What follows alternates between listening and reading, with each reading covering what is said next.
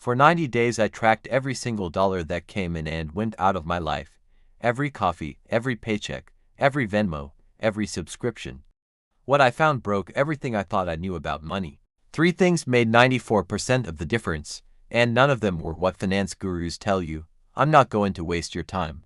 By the end of this video, you'll know exactly which financial habits actually matter. I'll show you the real numbers, the exact spreadsheet I used, and the 3 levers that moved the needle. If you've ever felt like you're doing everything right with money, but somehow not getting ahead, this is probably why. 6 months ago I hit a wall. I was making decent money. I wasn't blowing it on dumb stuff.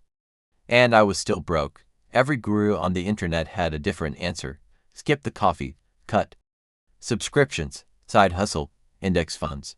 I was drowning in advice and starving for results, so I did the only thing that made sense. I stopped listening and started tracking. Pen, paper, spreadsheet, bank app, every dollar. For 90 days straight. Here's exactly what I did.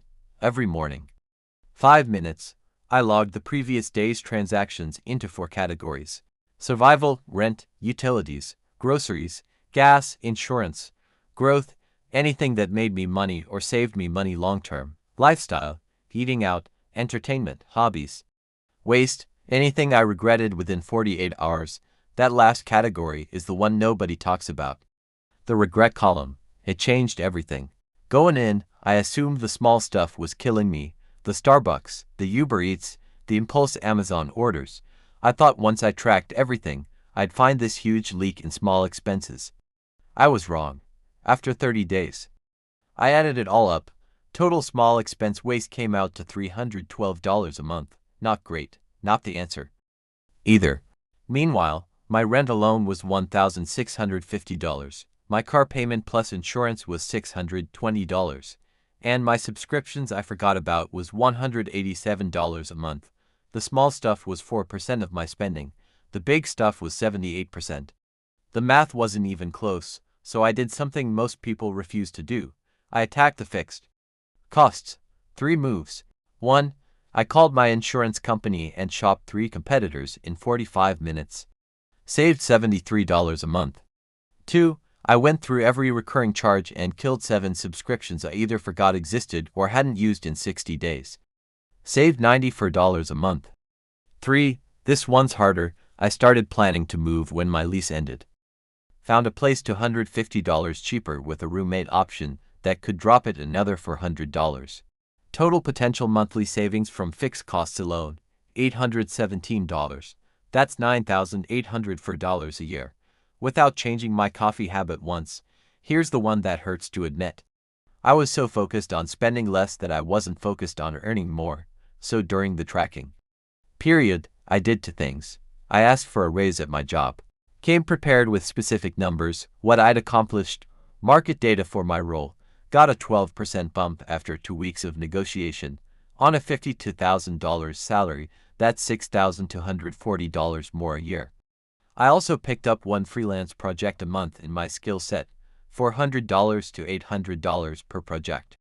Conservative average, $500 a month, $6,000 a year. Total income increase, $12,240 a year. Compare that to the $312 a month I could have theoretically saved on small expenses.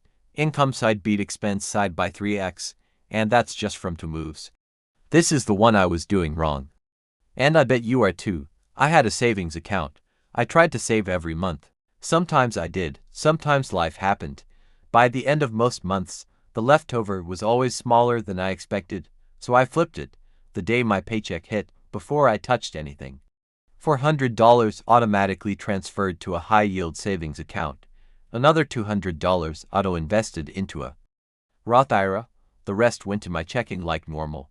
Within 60 days, I had $1,200 more saved than the previous 90 days combined. Not because I made more, because I never had the chance to spend it. Out of sight, out of account. When I added it all up after 90 days, the math was brutal. Cutting small expenses got me 6% of my financial improvement. The other 94% came from 3 things: fixed cost reset, income lever, and automation. 3 big moves, not 30 small ones. The reason most people stay broke isn't lack of discipline. It's that they're working on the wrong category. Skipping coffee feels like progress because you can see it every day. Negotiating rent or asking for a raise feels uncomfortable, so we avoid it. But comfort is what's keeping people broke. The 94% lives on the other side of 2 or 3 conversations you really don't want to have. Here's what I want you to do this week. Pick one, just one. Call your insurance company, audit your subscriptions, or ask for the raise. Don't try to do all 3 at once, you won't. Pick the one that scares you most because that's usually the one with the biggest payoff. And if you want the exact spreadsheet I used for the 90-day track, including the 4-category template and the formulas, it's linked in the description. If this changed how you think about money, the comment section is where I hang out. Tell me which lever you're attacking first. I read every comment for the first 48 hours. One last thing. The biggest mistake I almost made during this experiment, the thing that would have cost me $40,000 over the next decade if I hadn't caught it, is the topic of the next video. It's not what you think. I'll see you there.